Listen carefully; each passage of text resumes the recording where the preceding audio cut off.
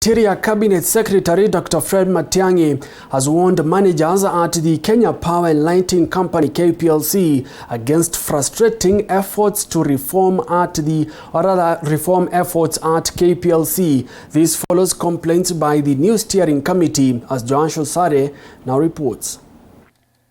Interior CS Dr. Fred Matiang'i and his energy counterpart Monica Juma met the steering committee tasked to review power purchase agreements as its 6 months mandate begins. The all-of-government approach with a cabinet subcommittee.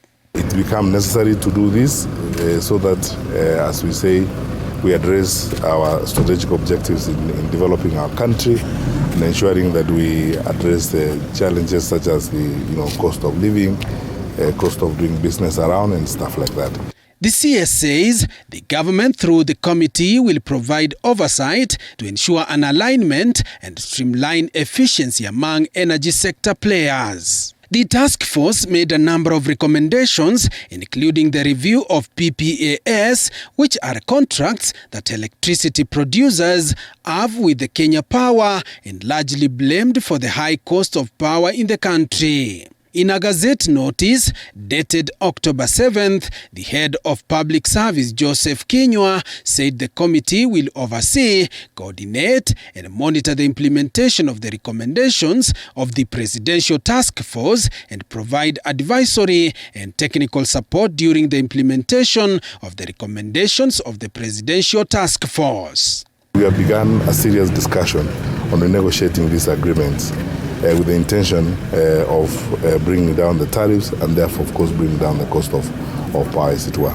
We will address the many challenges together, and I am grateful that we now have the opportunity to resolve some of the issues that have faced this sector for a very long time. The committee will report periodically to the Cabinet Subcommittee on KPLC chaired by Interior Cabinet Secretary Fred Matiang'i, with the first of the progress reports set to be submitted by December 5th this year.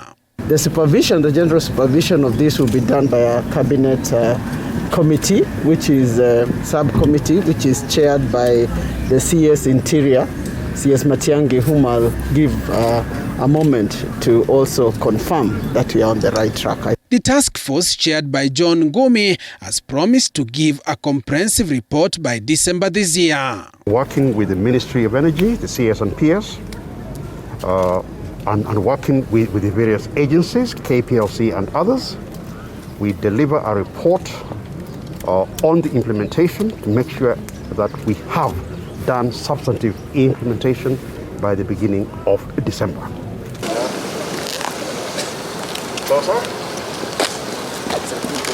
Joash Onsare, TV 47, Nairobi.